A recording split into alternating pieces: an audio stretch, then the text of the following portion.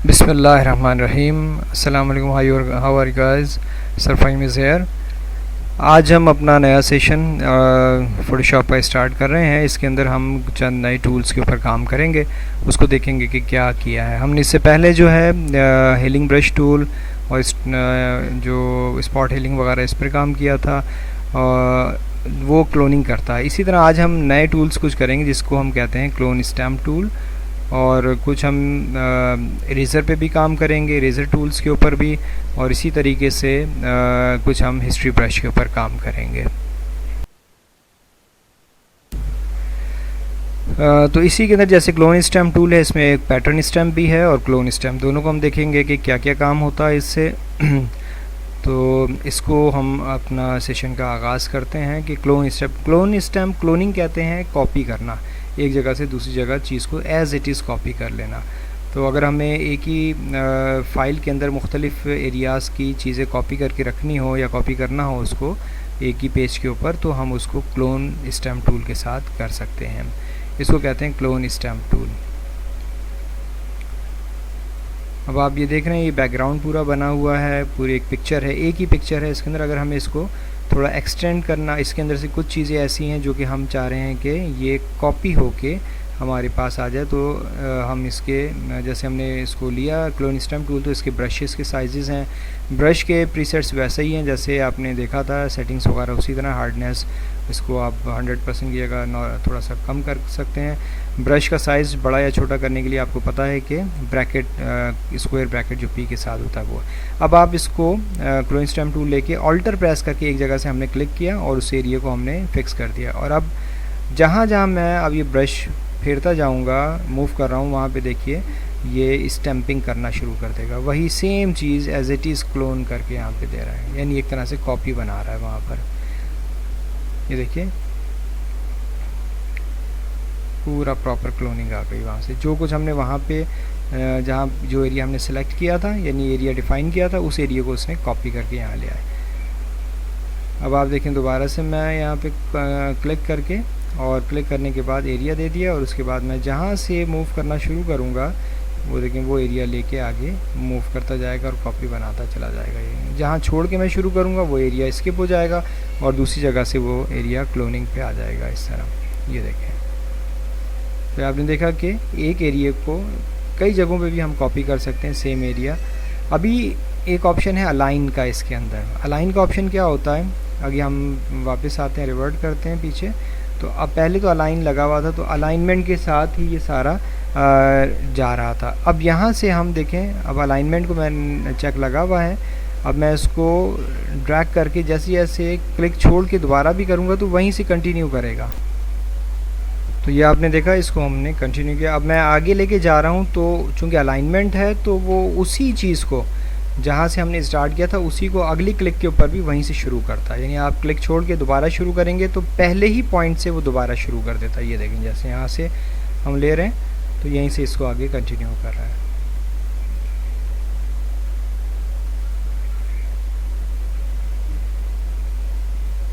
ये है अलाइन। तो अलाइन के ऑप्शन से हम सेम एरिया को कई जगहों पे बार बार रिपीट कर सकते हैं।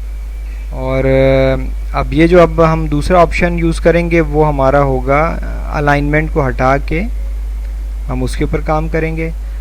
जब अलाइनमेंट हम इसको देखें, ये सेम चीज़ नज़र आ रही है आपको। अब अलाइनमेंट हम हटा रहे हैं यहाँ से, और अलाइनमेंट हटा के अब मैं जब यहाँ से इसको जैसे ऑल्टर प्रेस करके एरिया डिफ़ाइन कर रहा हूँ, और अब ये देखें ये कहीं से हम शुरू करते हैं इसको, जहाँ तक ये कंटिन्यू जा रहा है एक ही क्लिक के ऊपर, तो वो सेम चीज़ को कॉपी कर रहा होता है।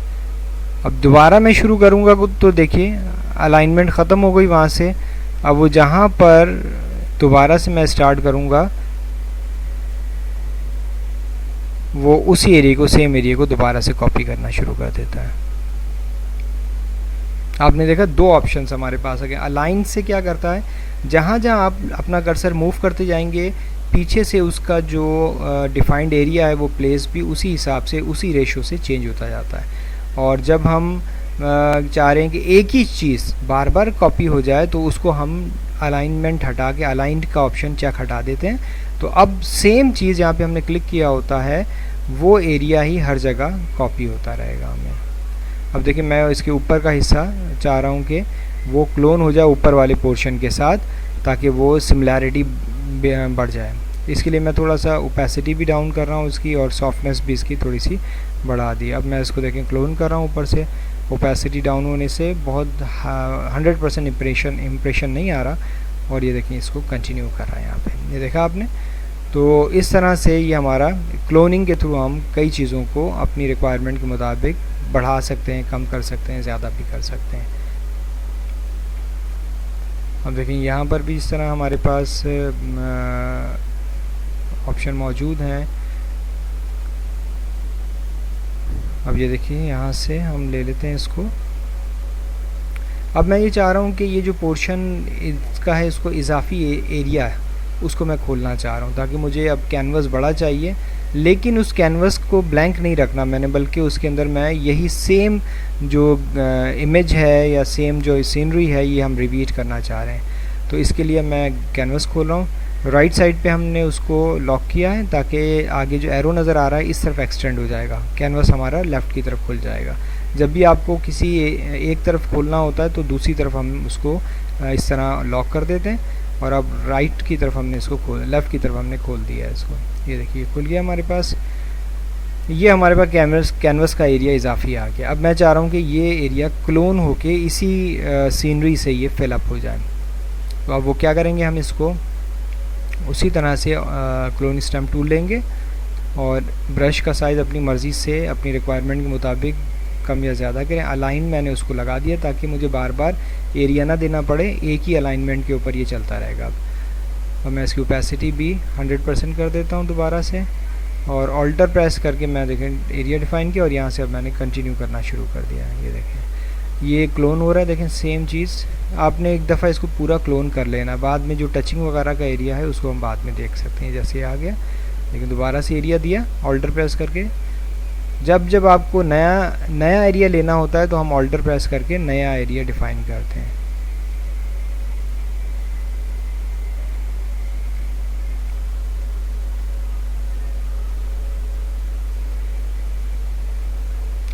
देखें ऑल्टर प्रेस किया, और ये चूँकि इजाफी यहाँ पे कुछ भी नहीं था तो हम नई वही सारी पीछे वाली ग्राफिक्स को आगे कंटिन्यू करना चाह रहे हैं। अगर थोड़ा बहुत रिपीट में भी आ रहा है तो डजंट मैटर, उसको हम दोबारा से मुख्तलिफ एरिया से क्लोन करके उसको नेचुरल वे के ऊपर लेके आ सकते हैं। ये देखिए ये थोड़ा सा हमें ख़ुद भी देखना पड़ता है कि जो बैकग्राउंड हम क्लोन करके लेके जा रहे हैं वो प्रॉपर आ रहा है कि नहीं आ रहा। अगर कहीं नहीं आ रहा तो उसको हम कोई प्रॉब्लम नहीं है, हम उसको बार बार रिपीट करके और मुख्तलिफ एरिया क्लोन करके और वो ले सकते हैं। ये देखिए मैं बार बार ऑल्टर प्रेस करके एरिया डिफरेंट एरिया उठा लेता हूँ ताकि हम मुख्तलिफ एरियाज़ को यहाँ पे क्लोन कर लें, ताकि वो एक जैसी रिपीटिशन ना फील हो रही हो। ये देखिए तो ये हमने ये क्लोन के थ्रू हम इसको कर रहे हैं, क्लोनिंग टूल यूज़ करते हुए। ये देखें जो थोड़े बहुत टचिंग एरियाज़ हैं ये आप अपने हिसाब से कर सकते हैं, फिनिशिंग जितना भी आप करना चाहें। तो ये हमारे ऑप्शन आपको समझ आ गया कि कैसे हम इसको यूज़ कर सकते हैं। फिर अपनी रिक्वायरमेंट के मुताबिक हम उसको ऐसा कि वो आर्टिफिशियल ना लगे, प्रॉपर तरीके से फ़ील आ रहा हो, तो उस तरह हम उसको कर लेते हैं। ये देखें जैसे मैं टचिंग कर रहा हूँ इसकी, इसी तरह आप भी इसकी जो भी ग्राफिक्स पे आप काम करें उसमें थोड़ी कमी बेशी नज़र आए तो उसको आप क्लोन दोबारा से लेकर कर सकते हैं इसमें।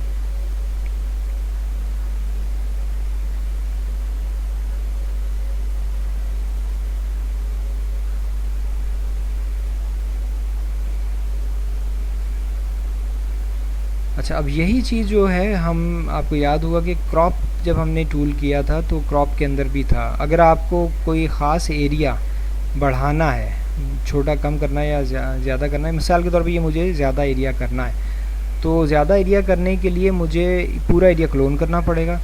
तो उससे बेहतर है कि मैं बजाय इसके ये पूरा एरिया क्लोन करूँ, मैं क्रॉप के अंदर ये ऑप्शन होता है कंटेंट अवेयर का ऑप्शन, ये आप ऊपर देख रहे होंगे।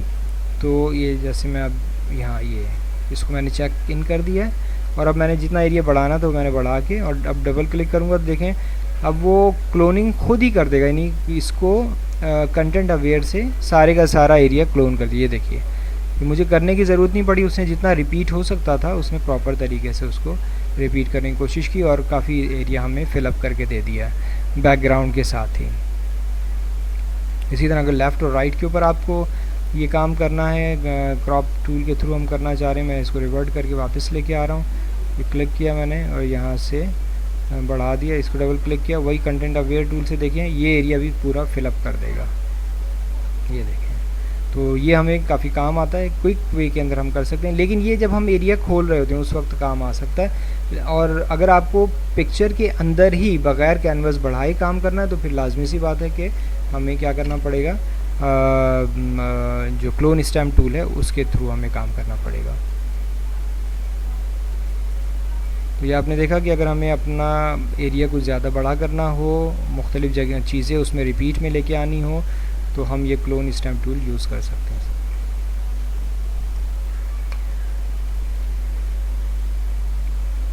क्लोन स्टैम्प के साथ ही ये हमारा होता है पैटर्न स्टैम्प टूल।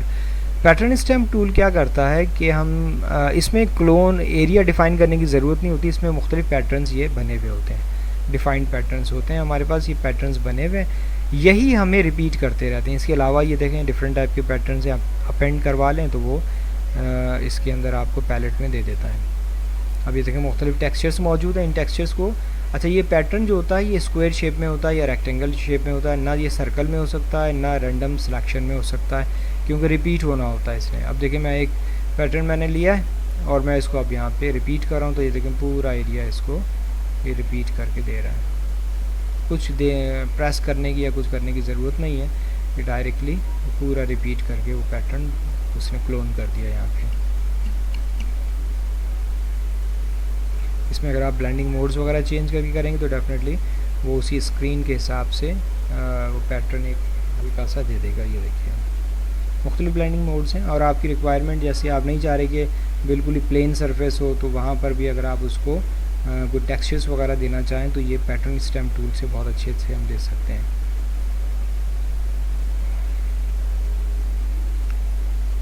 ठीक है जी, ये तो आपको मेरे ख्याल से समझ आ गया होगा। अच्छा इसमें ये मुख्तलिफ पैटर्न्स हैं, ये देखें मैं एक और अप्लाई कर रहा हूँ, ऐसे बहुत सारे हैं, आप उनको यूज़ करते रहेंगे तो जो आपकी रिक्वायरमेंट है या आपका जो सिनेरियो बन रहा है, एरिया बन रहा है, बैकग्राउंड्स बन रहे हैं, उसके हिसाब से आप इसको कवर अप करवा सकते हैं।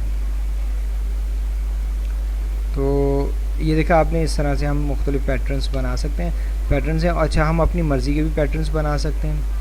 अगर मुझे कोई ख़ास स्पेसिफ़िक एरिया है उसके अंदर जाके और कोई अपना पैटर्न बनाना हो, तो जैसे मैं कोई फ़ाइल उठा लेता हूँ यहाँ से, तो वहाँ से जाकर मैं अब एक पैटर्न अपना बना के और वो अप्लाई करता हूँ। तो लेट्स सपोज कि कौन सी फ़ाइल लें, हाँ ये जो फ्लावर शेप फाइल है ना, इसको हम देख लेते हैं। इसके हिसाब से इसको अब हम लेकर इसको एज ए पैटर्न बनाना चाहेंगे। इसके अंदर बहुत सारी चीज़ें हैं जो कि आप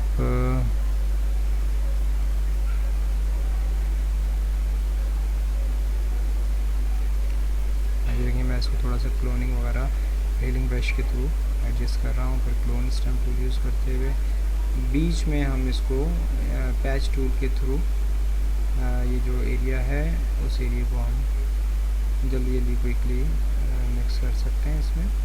ये तो आपको याद होगा, आप लोगों ने प्रैक्टिस की होगी डेस्टिनेशंस वगैरह देख के। इससे बड़े एरियाज़ को हम यकमुश्त एक साथ ही कॉपी वगैरह करवा सकते हैं।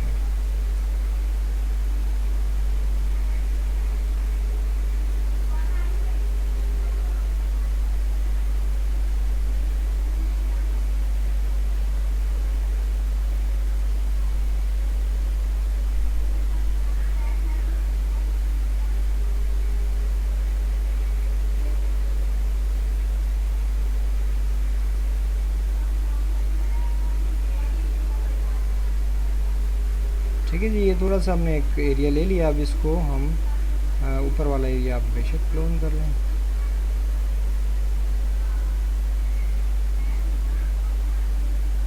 इसको हमने क्लोन कर लिया तो प्रॉपर तरीके से क्लोन हो गया। अब हम इसमें से कुछ एक ख़ास एरिया उठा लेते हैं जिसको हम चाह रहे हैं कि ये पैटर्न इसके बन जाए, पैटर्न बन जाए, और पैटर्न लेके हम उसको क्लोन पैटर्न से हम पैटर्न क्लोन टूल से हम उसको मुख्तलिफ जगहों पे यूज़ कर लें। तो उसके लिए हम क्या करेंगे, ये पैटर्न स्टैम्प टूल है, तो सिलेक्ट करेंगे, रेक्टेंगल बॉक्स एक ले लेंगे इसके अंदर हम, क्योंकि हमें रेक्टेंगल फॉर्म में ही चाहिए होता है, जितना एरिया आपको चाहिए उतना एरिया यहाँ से ले लिया मैंने। और अब यहाँ से हम जाके एडिट के अंदर डिफ़ाइन पैटर्न है उसको हम अप्लाई करेंगे, तो ये डिफ़ाइन पैटर्न से पैटर्न में आ गए। कहाँ आया अभी चेक कर लेते हैं। ये clone stamp tool, pattern stamp tool लीजिए, ये देखिए वो लास्ट में आपको नज़र आ रहा है, ये फ्लावर, ये सिलेक्ट किया, और अब आप इसको ब्रश पैटर्न के तौर पे ये सारा, क्योंकि ब्लेंडिंग मोड के ऊपर है ये, तो ब्लेंडिंग मोड के हिसाब से ये फिलअप दे रहा है हमें यहाँ पे। तो आपने देखा कि इस तरह हम कोई भी अपनी मर्ज़ी का कोई पैटर्न बनाकर भी कोई बैकग्राउंड के तौर पे यूज़ करना चाहें, कोई डिफ़ाइन पैटर्न एरिया के तौर पे यूज़ करना चाहें, तो हम वो कर सकते हैं इसमें। ये वापस हमने इसको कर दिया। तो ये दोनों ऑप्शंस आपको समझ आ गए होंगे होपफुली। अब आते हैं हम इरेजर्स के ऊपर। पहला है इरेज़र, ये नॉर्मल होता है, ये तो नॉर्मल इरेज़ करता है। अगर मैं इसको अभी इरेज़ करूँगा तो बैकग्राउंड का जो कलर है वो देखें बैक पे आपको नज़र आ रहा होगा इरेज़र टूल से। ये देखें, ये अब हम इरेज़ करेंगे, ये देखें वाइट बैकग्राउंड, क्योंकि बैकग्राउंड बैक पे वाइट है, मैं इसको शफल करता हूँ ब्लैक है, तो अब क्योंकि ये इस वक्त जो है ये बैकग्राउंड लेयर बनी हुई है, लेयर जो है लेयर नहीं है बल्कि बैकग्राउंड है, तो बैकग्राउंड के अंदर जब तक रहेगा तो ये बैकग्राउंड का कलर ही दिखाएगा। मैं इसको रिवर्ट करता हूँ, और रिवर्ट करके अब मैं इसको बजाय बैकग्राउंड कलर बनाने के बैकग्राउंड लेयर बनाने के बैकग्राउंड के रखने के एक लेयर बना लेते हैं। इसको डबल क्लिक करें, लेयर बन जाएगी। अब जब मैं इसको इरेज़ करूँगा, यहाँ पर एक कोई फाइल, एक न्यू लेयर भी हम पीछे डाल देते हैं, उसमें कोई भी कलर फिल कर देते हैं, यहाँ पे फिल कर लीजिए। पीछे बैक पे नज़र नहीं आ रहा। अब मैं इसको ऊपर वाली लेयर सेलेक्ट करके इरेज़र टूल लेता हूँ, और अब देखिए जैसे मैं रिमूव कर रहा हूँ तो ये पीछे वाला बैकग्राउंड का कलर आपको यहाँ पे नज़र आता रहेगा। अब देखें वो फोरग्राउंड और बैकग्राउंड कलर से कोई फ़र्क नहीं पड़ रहा, क्योंकि ये लेयर बन चुकी है। तो फोरग्राउंड या बैकग्राउंड का कलर जो इरेज़र पे, नॉर्मल इरेज़र पे उस वक्त इफ़ेक्ट करता है जब बैकग्राउंड के ऊपर हो लेयर। आप उसके ब्रशेस के साइज़ को मुख्तलिफ कर सकते हैं, उसके सॉफ्टनेस और हार्डनेस वगैरह के हिसाब से। ये देखिए इरेज़ हो जाएगी। ये तो है नॉर्मल इरेज़र, कि नॉर्मल अगर आपने कोई इरेज़ करना हो तो कैसे हम इरेज़ कर सकते हैं। इसमें मुख्तलिफ ऑप्शंस भी हैं। ब्रश है, ब्रश आपको पता है सॉफ्ट होता है, पेंसिल जो होता है हार्डनेस होती है, उसके अंदर आप जितनी भी हार्डनेस को ज़ीरो कर दें तो जब भी वो एजेस को हार्ड ही रखेगा, सॉफ्ट नहीं रहने देगा। ये देखें हार्डनेस आप हमारी ज़ीरो है, लेकिन उसके बावजूद भी ये इसके एजेस जो हैं शार्प हैं, सॉफ्ट नहीं है। दूसरा ऑप्शन इसके अंदर होता है ब्लॉक का, वो स्क्वायर ब्लॉक के अंदर होता है। इस तरह अगर आपको कोई एरिया इरेज़ करके कोई पैटर्न डिज़ाइन बनाना है तो आप इसको बना सकते हैं इसमें। तो इसमें अब आता है अगला option background eraser. Background eraser का जो काम होता है वो ये होता है कि ये बड़ा अच्छा और टेक्निकल है। इसमें हम काफ़ी अच्छा काम कर सकते हैं। इसमें 2-3 ऑप्शन हैं। पहला जो है ये कहलाता है आपका सैम्पलिंग कंटिन्यूस। तो सैम्पलिंग कंटिन्यूस का मतलब होता है कि आप क्लिक करके जब मूव करवाएंगे तो वो कंटिन्यू, ये देखेंगे ये आगे भी चलता चला जाएगा, वो सैंपल दूसरे वहाँ के भी उठाता चला जाएगा। अब जहाँ पे ये प्लस का साइन आप देख रहे हैं ना, जहाँ जहाँ प्लस का साइन जाएगा वो वही सैंपल लेके आगे रिमूव करता चला जाता है। ये देखेंगे मैं इसको रिमूव कर रहा हूँ।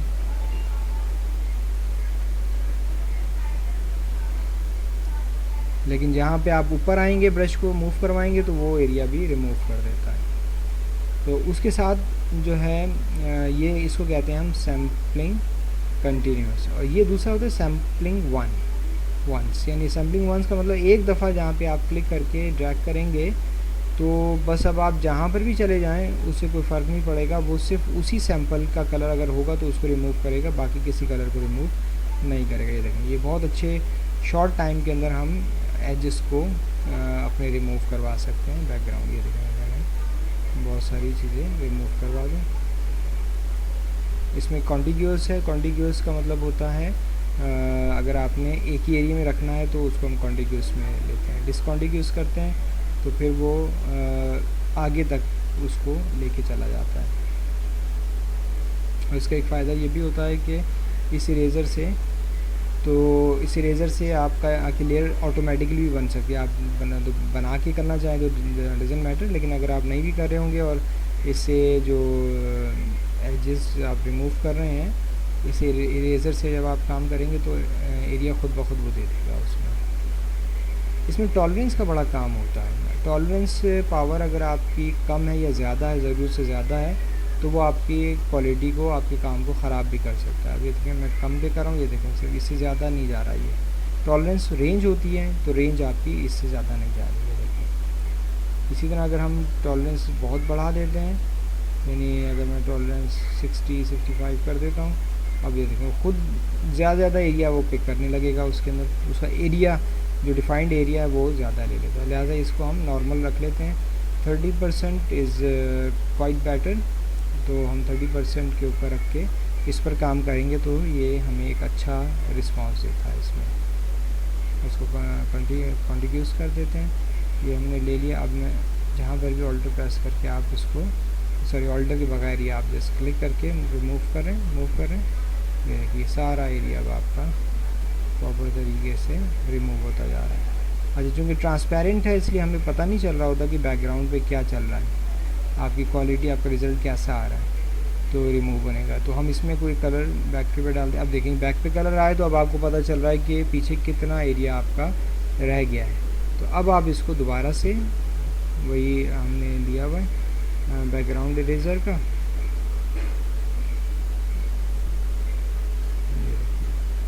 एरिया लिया है। अब आप इसको रिमूव करते जाइए।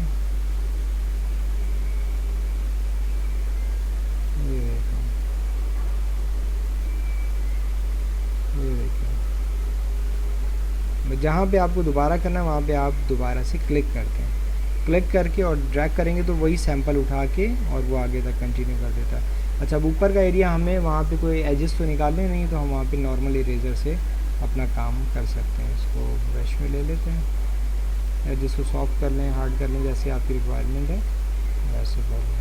इसको क्लोज कर देते हैं। ये आ गया हमारे पास।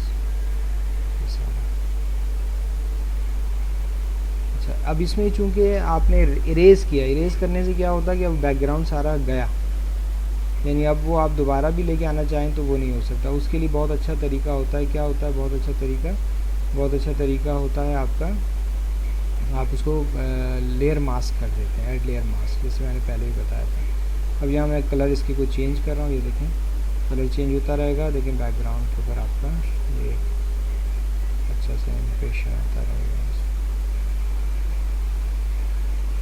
ठीक है, अब कुछ चीज़ें इसमें ऐसी होंगी जो आप देखेंगे कोई फिनिशिंग के हवाले से अगर आप देखना चाह रहे हो तो अब इसमें देखें हमने एक बैकग्राउंड लेयर उठा के, अब बजाय सॉलिड रखने के मैं बैकग्राउंड लेयर डाल रहा हूँ उस पर। ये देखें बिल्कुल प्रॉपर तरीके से यहाँ पे आ गया है।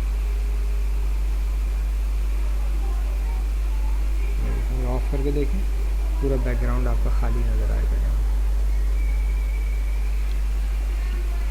अच्छा, अब ये देखें कुछ चीज़ें हैं जहाँ पे ब्रश का हार्ड स्ट्रोक लगा हुआ है, इसको हम कैसे वापस लेके आ सकते हैं।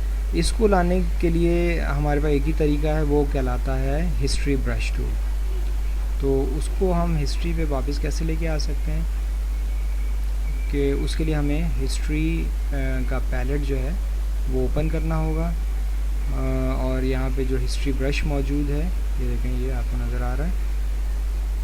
तो अब हम क्या करेंगे इसमें, तो ये हम ले लेते हैं हिस्ट्री ब्रश, और आ जाइए यहाँ से हिस्ट्री ब्रश पैलेट खोल लीजिए।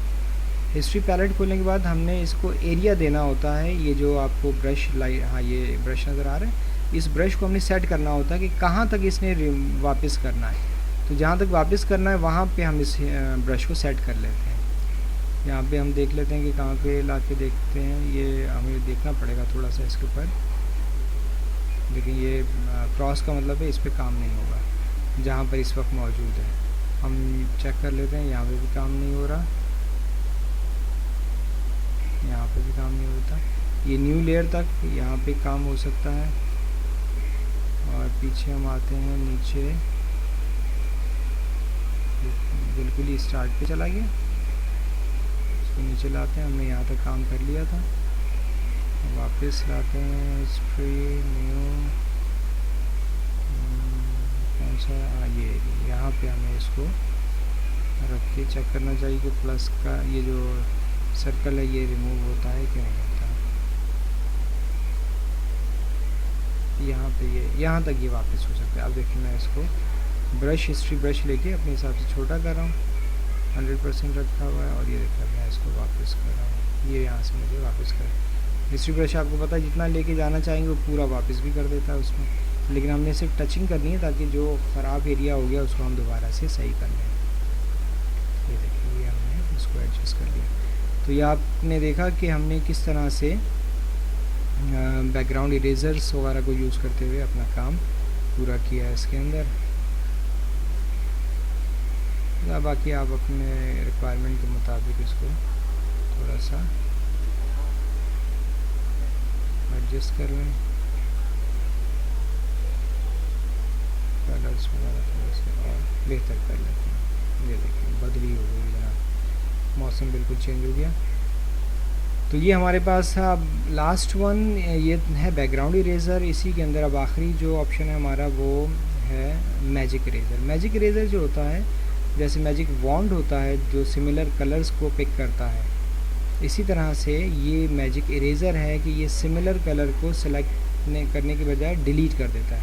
मैजिक वॉन्ड तो सिलेक्ट करता था, ये सिलेक्ट नहीं करता बल्कि सेम सिमिलर एरियाज़ को रिमूव कर दिया। देखें सिमिलर एरियाज इसने रिमूव कर दिए, जहाँ जहाँ इसको कलर्स मिले उसने वहाँ तक ले जाकर उसको रिमूव कर दिया।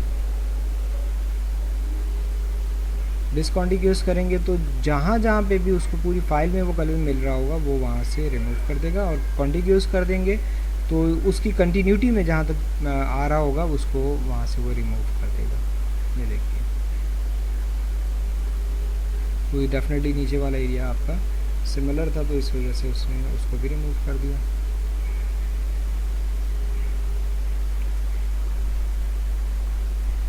ठीक है जी, ये देखें यहाँ ले आएंगे आप, कंट्रोल डी करें, ट्रांसफॉर्म करें इसको और छोटा और मोटा करके एक साइड पे रख देते हैं।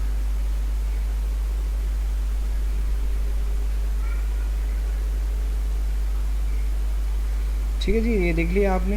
आज के सेशन के अंदर हमने बहुत सारी ऐसी चीज़ें जो कि आपके प्रैक्टिकल वर्क के लिए बहुत ज़रूरी होती हैं वो हमने इसके अंदर की हैं। Eraser, background eraser, magic eraser, इसी तरह हिस्ट्री ब्रश को देखा था, क्लोन स्टैम्प टूल और पैटर्न स्टैम्प टूल हमने काम किया इसके ऊपर। तो होपफुली कि आप लोग इसके ऊपर प्रैक्टिस करेंगे और इसका एक अच्छा सा आउटपुट भी ज़रूर देंगे। इसमें कोई भी क्यूरी हो तो अपने सेशंस के अंदर आप मुझे ज़रूर फीडबैक दीजिए। बहुत शुक्रिया।